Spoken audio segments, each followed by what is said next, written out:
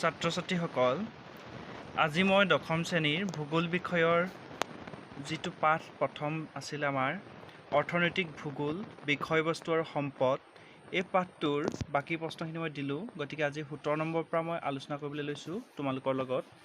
17 number কুৱেশ্যনটো দিয়া আছিলে আমাক যে সম্পদ সংৰক্ষণৰ লগত জড়িত সংস্থা আৰু সেইবোৰৰ ভূমিকা সম্পৰ্কে চমুকৈ লিখা। মই কৰিছিলোঁ, প্ৰশ্নটো পঢ়ি দিছোঁ। মানৱ সমাজৰ উন্নতিৰ লগে লগে সকলোবোৰ প্ৰাকৃতিক সম্পদৰ উপযুক্ত ব্যৱহাৰ কৰি মানৱ সমাজৰ প্ৰগতিত অধিক গুৰুত্ব প্ৰদান কৰা হৈছে। ফলস্বৰূপে আমাৰ প্ৰাকৃতিক সম্পদসমূহ ব্যৱহাৰ কৰাৰ ফলত হ্ৰাস হোৱাৰ লগতে পৰিৱেশ প্ৰদূষিত কৰি এক ভয়াৱহ দিশে আগবাঢ়িছে। সেয়ে এনে ভয়াৱহতাৰ কথা উপলব্ধি কৰি বিশ্বৰ বিভিন্ন দেশৰ লগতে বহুতো আন্তঃৰাষ্ট্ৰীয় সংগঠনে সম্পদ সংৰক্ষণৰ বাবে ৰাইজৰ মাজত সচেতনতা প্ৰয়োজনীয়তা সম্পৰ্কে এক পাৰিৱেশিক সজাগতাৰ চেতনা বৃদ্ধি কৰিছে। সেয়ে ইউনেস্কোৰ অন্তৰ্গত IUCN-এ সম্পদ সংৰক্ষণৰ বাবে মূল উদ্দেশ্য হিচাপে সমগ্ৰ বিশ্বৰ প্ৰাকৃতিক পৰিৱেশ আৰু প্ৰাকৃতিক সম্পদৰ সংৰক্ষণ তথা জৈৱ বৈচিত্ৰ্য সম্পৰ্কে অধ্যয়ন আৰু গৱেষণা প্ৰয়োজনীয় ব্যৱস্থা গ্ৰহণ কৰা। এই সংস্থাৰ নেতৃত্বতে WWF for nature world conservation monitoring centre স্থাপিত হৈছে। এইদৰে বিশেষ জীৱ-জন্তু আৰু উদ্ভিদ শ্ৰেণী আদিৰ প্ৰাকৃতিক পৰিৱেশৰ সংৰক্ষণৰ বাবে আন্তঃৰাষ্ট্ৰীয় আৰু ৰাষ্ট্ৰীয় পৰ্যায়ত বহু সংস্থা সংগঠনে কাম কৰি আছে। ভাৰতবৰ্ষত সম্পদ সংৰক্ষণৰ বাবে আইন প্ৰণয়ন কৰি চৰকাৰীভাৱে পৰিৱেশ, বন আৰু জলবায়ুৰ পৰিৱৰ্তন নামেৰে এটা মন্ত্ৰণালয় গঠন কৰিছে। ৰাষ্ট্ৰসংঘৰ আহ্বানক্ৰমে বিশ্ব পৰিৱেশ দিৱস পালন কৰি ৰাইজৰ মাজত সজাগ সচেতনতা বৃদ্ধিৰ বাবে লোৱা হৈছে। সেয়ে এনে সংস্থাসমূহৰ যোগেদি প্ৰাকৃতিক পৰিৱেশত সৃষ্টি হ'ব পৰা যিকোনো ধৰণৰ ভয়াৱহ সমস্যাৰ কথা আলোচনাৰ মাধ্যমেৰে আঁচনি প্ৰস্তুত কৰি বিকল্প সম্পদৰ সন্ধান, পাঠ্যপুথি পৰিৱেশ সম্পৰ্কে অন্তৰ্গত কৰা বাতৰ নাট, পৰিৱেশমূলক আদিৰ ব্যৱস্থা কৰা হৈছে। ইয়াৰ পিছত তোমালোকে যদি আৰু কিছু কথা অন্তৰ্ভুক্ত কৰিব বিচৰা লিখিবা, যিহেতু মই বহুত দীঘল কৰি লিখি দিব বিচৰা নাই, সেইকাৰণে তোমালোকে খুব চুটিকৈ লিখি দিলোঁ। ইয়াৰ পিছত দিছিলে আমাক চমুটোকা দিছিলে। মই চমুটোকাকেইটা তোমালোকক পঢ়ি দিছোঁ। সম্পদ মানুহৰ জীৱন ধাৰণৰ বাবে প্ৰয়োজনীয় সকলোবোৰ বস্তুকেই সম্পদ বোলা হয়। গতিকে সম্পদ বুলি ক'লে পৃথিৱীৰ বুকুত থকা বায়ু, পানী, সূৰ্যৰ ৰশ্মি, মাটি, গছ-গছনি, ফল-মূল, খনিজ পদাৰ্থ আদি সকলোবোৰ অন্তৰ্ভুক্ত। এই প্ৰকৃতিৰ পৰা আহৰণ কৰা সম্পদসমূহ মানুহে নিজৰ জ্ঞান, শক্তি, বুদ্ধি, কৌশল ব্যৱহাৰ কৰি নিজৰ বাবে প্ৰয়োজনীয় সামগ্ৰীলৈ ৰূপান্তৰ কৰে। এই সম্পদসমূহৰ প্ৰাচুৰ্যৰ বাবেই মানুহৰ মৌলিক প্ৰয়োজন খাদ্য, আশ্ৰয় আৰু বস্ত্ৰকে ধৰি অন্যান্য বহু চাহিদা পূৰণৰ লগতে জীৱন ধাৰণৰ মানদণ্ডৰ উন্নয়ন সম্ভৱ হৈছে। সৃষ্টি প্ৰক্ৰিয়া অনুসৰি সম্পদসমূহক প্ৰাকৃতিক, মানৱসৃষ্ট আৰু মানৱ সম্পদ হিচাপে বিভক্ত কৰাৰ লগতে জৈৱিক, অজৈৱিক, নৱীকৰণযোগ্য আৰু অনৱীকৰণযোগ্য সম্পদ হিচাপে বিভক্ত কৰা হৈছে। সাধাৰণতে সম্পদৰ এটা উল্লেখযোগ্য বৈশিষ্ট্য হ'ল পৰিৱৰ্তনশীল। সেয়ে বৰ্তমান সময়ত কোনো এটা বস্তু বা সামগ্ৰী অপ্ৰয়োজন বুলি ভাবিলেও ই ভৱিষ্যতৰ বাবে ব্যৱহাৰৰ উপযোগী হ'ব পাৰে। পিছৰ চমুটোকাটো আছিলে মানৱ সম্পদ। যিসকল লোকে শাৰীৰিক বা মানসিকভাৱে দেশৰ উৎপাদন কাৰ্যত বৰঙণি যোগাবলৈ সক্ষম, নতুবা যিসকল লোকে শাৰীৰিক বা মানসিকভাৱে দেশৰ উৎপাদন কাৰ্যত বৰঙণি যোগাই আছে। যিসকলৰ ভৱিষ্যতে বৰঙণি যোগোৱাৰ সম্ভাৱনা আছে, এই সকলোকে দেশখনৰ মানৱ সম্পদৰ অন্তৰ্ভুক্ত কৰা হয়। মানৱ সম্পদ দেশ এখনৰ আটাইতকৈ মূল্যৱান সম্পদ। কোনো এখন দেশ প্ৰাকৃতিক সম্পদত চহকী হ'ব পাৰে, কিন্তু এইসমূহ ব্যৱহাৰ কৰিবলৈ মানৱ সম্পদৰ প্ৰয়োজন। ইয়াৰ উপৰি প্ৰাকৃতিক সম্পদত চহকী নোহোৱা দেশ এখন উন্নতিৰ পথত তেতিয়াহে অগ্ৰসৰ হ'ব পাৰে যেতিয়া মানৱ সম্পদ উন্নত হয়। উদাহৰণস্বৰূপে আমি জাপানৰ কথা ক'ব পাৰোঁ। ভূমিকম্প, আগ্নেয়গিৰি আদিৰ ফলত ধ্বংসপ্ৰাপ্ত হয় যদিও জাপানত নিৰ্মিত দ্ৰব্যৰ চাহিদা অধিক। ইয়াৰ মূল কাৰণ হ'ল উন্নত মানৰ মানৱ সম্পদ। মানৱ সম্পদ উন্নয়নৰ বাবে শিক্ষা, স্বাস্থ্য, পুষ্টিকৰ খাদ্য, বৃত্তিমূলক শিক্ষা আদিৰ প্ৰয়োজন। ইয়াৰ পিছৰটো আছিল আমাৰ সম্পত্তি। যিবোৰ সামগ্ৰীৰ বিনিময় মূল্য থাকে সেইবোৰক সম্পত্তি বোলা হয়।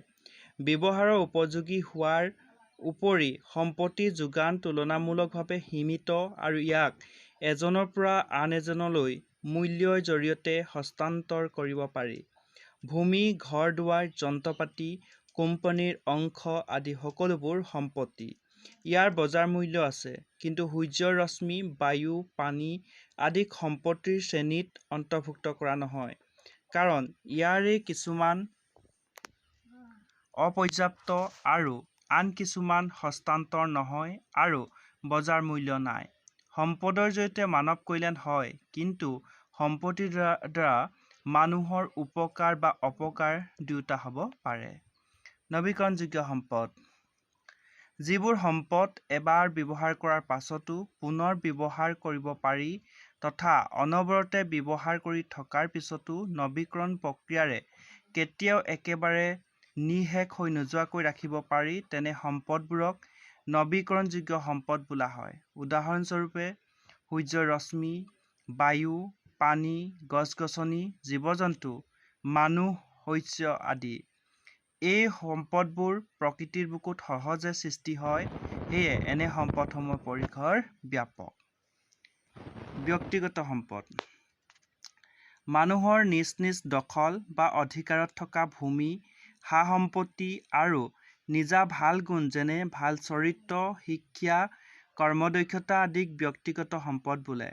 ব্যক্তিগত সম্পদ এজন ব্যক্তি নিজৰ অধীনত থকাৰ লগতে ব্যক্তিজনৰ ইচ্ছা অনিচ্ছাৰ ওপৰত নিৰ্ভৰ কৰে। গতিকে ব্যক্তিগত সম্পদ একচেটিয়া অধিকাৰ থকা বুলি ক'ব পাৰোঁ। জাতীয় সম্পদ।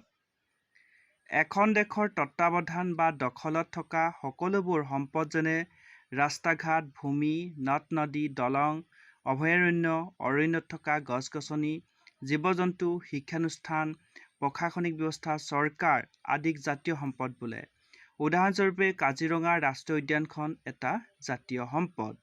জাতীয় সম্পদসমূহ এখন দেশৰ চৰকাৰৰ দ্বাৰা নিয়ন্ত্ৰণ কৰা হয় যদিও এই জাতীয় সম্পদসমূহ ব্যৱহাৰ, নিয়ন্ত্ৰণ আৰু সংৰক্ষণ কৰাৰ দায়িত্বও এখন দেশৰ জনসাধাৰণৰ ওপৰত নিৰ্ভৰ কৰে।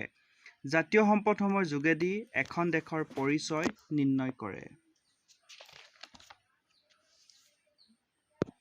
জীৱীয় সম্পদ। আমাৰ প্ৰকৃতিত থকা সম্পদসমূহৰ যিবোৰৰ জীৱত থাকে সেইবোৰক জীৱীয় সম্পদ বোলে, যেনে উদ্ভিদ, প্ৰাণী, মাছ, শস্য আদি। এনে জীৱীয় সম্পদসমূহৰ পৰিসৰ ব্যাপক বুলি ক'ব পাৰি, কাৰণ এনে জীৱীয় সম্পদসমূহৰ বংশবৃদ্ধিৰ ক্ষমতা বেছি। সেয়ে এনে জীৱীয় সম্পদসমূহ ব্যৱহাৰ কৰি থাকিলেও শেষ হৈ নাযায়। সম্পদ সংৰক্ষণ। কোনো ধৰণৰ বিনাশ আৰু অপব্যৱহাৰ নোহোৱাকৈ সম্পদৰ সম্ভাৱ্য পুনৰ ব্যৱহাৰ কৰা কাৰ্য তথা ধাৰণাকেই সম্পদ সংৰক্ষণ বোলা হয়। সম্পদ সংৰক্ষণৰ মূল উদ্দেশ্য হ'ল আমি প্ৰকৃতিৰ পৰা আমাৰ প্ৰয়োজনীয় সম্পদবোৰ এনেদৰে আহৰণ কৰি ব্যৱহাৰ কৰিব লাগে যাতে ইয়াৰ দ্বাৰা আমি সকলোৱে বহু সময় ধৰি উপকৃত হওঁ। উদাহৰণস্বৰূপে খনিজ তেল সংৰক্ষণ বুলিলে খনিজ তেল প্ৰকৃতিৰ পৰা কোনো ধৰণৰ অপচয় নোহোৱাকৈ মানৱ কল্যাণত সঠিক ৰূপত বহুদিনৰ বাবে ব্যৱহাৰ কৰিব পৰা কাৰ্যক বুজায়। সেয়ে এনে প্ৰাকৃতিক সম্পদসমূহ সংৰক্ষণ আৰু প্ৰয়োজনীয়তা ব্যৱহাৰ সম্পৰ্কে জনসাধাৰণৰ মাজত সজাগ সচেতনতাৰ বাবে বিভিন্ন ৰাষ্ট্ৰীয় আন্তঃৰাষ্ট্ৰীয় সংস্থাসমূহে কাম কৰি আহিছে।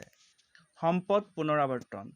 প্ৰকৃতিত থকা সীমিত সম্পদ যেনে কেঁচা সামগ্ৰীৰ ব্যৱহাৰ হ্ৰাস কৰিবলৈ ব্যৱহাৰৰ উপযোগী বৰ্জিত দ্ৰব্য পুনৰাৱৰ্তন প্ৰক্ৰিয়াৰ যোগেদি পুনৰ্ব্যৱহাৰ কৰিব পাৰি, যেনে পুৰণি পলিথিন বেগ, প্লাষ্টিক বটল, কাগজ, লোহাৰ সামগ্ৰী আদি পুনৰাৱৰ্তনৰ জৰিয়তে সংশ্লিষ্ট সম্পদৰ কেঁচা সামগ্ৰী কিছু পৰিমাণে হ'লেও সংৰক্ষণ কৰিব পাৰি। IUCN সমগ্ৰ বিশ্বজুৰি জনসংখ্যা বৃদ্ধিৰ লগে লগে পৰিৱেশৰ সমস্যা বৃদ্ধি আৰু প্ৰাকৃতিক সম্পদসমূহ নিঃশেষ হ'বলৈ ধৰিছে। সেয়ে এনে ভয়াৱহতাৰ প্ৰতি লক্ষ্য ৰাখি সমগ্ৰ বিশ্বতে বিভিন্ন পৰ্যায়ত পৰিৱেশ সুৰক্ষা আৰু প্ৰাকৃতিক সম্পদ সংৰক্ষণৰ ব্যৱস্থা কৰা হৈছে। এনে কাৰ্য সম্পাদনৰ বাবে আঞ্চলিক, ৰাষ্ট্ৰীয়, আন্তঃৰাষ্ট্ৰীয় পৰ্যায়ত বিভিন্ন সংস্থা আৰু সংগঠনৰ জন্ম হৈছে। এই ক্ষেত্ৰত ৰাষ্ট্ৰসংঘৰ অন্তৰ্গত আন্তঃৰাষ্ট্ৰীয় পৰিৱেশ সংৰক্ষণ সংস্থা IUCN বিশেষভাৱে উল্লেখযোগ্য। 1948 চনতে ইউনেস্কোৰ প্ৰথম সঞ্চালক প্ৰধান জুলিয়ান হাক্সলেৰ প্ৰচেষ্টাত ফ্ৰান্সত IUCN প্ৰতিষ্ঠা হৈছিল। এই সংস্থাটোৰ মূল উদ্দেশ্য হৈছে সমগ্ৰ বিশ্বৰ প্ৰাকৃতিক পৰিৱেশ আৰু প্ৰাকৃতিক সম্পদৰ সংৰক্ষণ তথা জৈৱ বৈচিত্ৰ্য সম্পৰ্কে অধ্যয়ন, গৱেষণা আৰু প্ৰয়োজনীয় ব্যৱস্থা গ্ৰহণ কৰা। এই IUCNৰ নেতৃত্বত WWF ফৰ নেচাৰ আৰু বিশ্ব সংৰক্ষণ নিৰীক্ষণ কেন্দ্ৰসমূহ স্থাপিত হৈছে।